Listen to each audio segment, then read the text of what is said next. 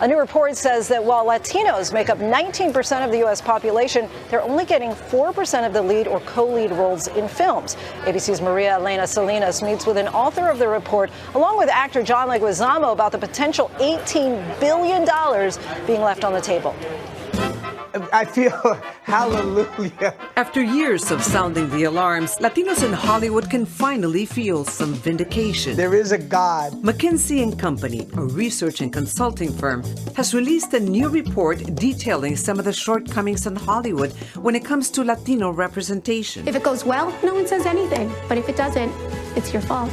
When you look at the numbers, they don't add up to just how big of a population and how important Latinos are across the board. Our attempts at doing this are never going to stop. We're not just there to fulfill a stereotype or check a box. That representation, it's big. And hopefully young Latinos and Latinas are seeing that and seeing that, there's other opportunities out there for us as well. We interviewed over 100 folks across the industry, from producers, writers, entry folks. And then we looked at a huge data set, over 10 years of data, over 26,000 films, 10,000 TV shows, Nielsen variety data, and we put all that together.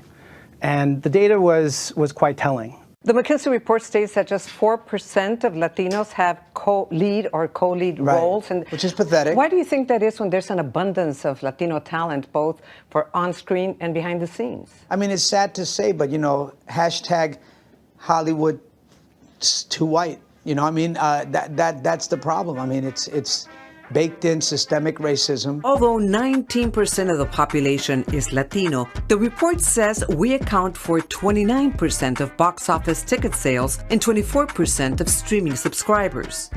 Latino movies do better. They do 60% better than their counterparts with 25% less budget.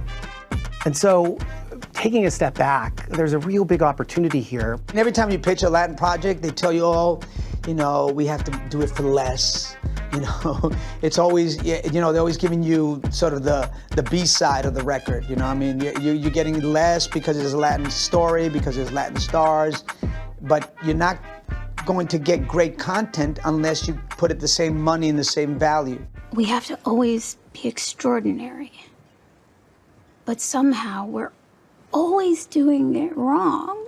In fact, Camilo's research suggests that there's about $18 billion in potential revenue being ignored by the industry. What we found was these movies get nominated more often, and they actually win. Pedro Pascal, The Last of Us! And so when you actually put representation, what you find is it makes good business sense, upwards of $18 billion.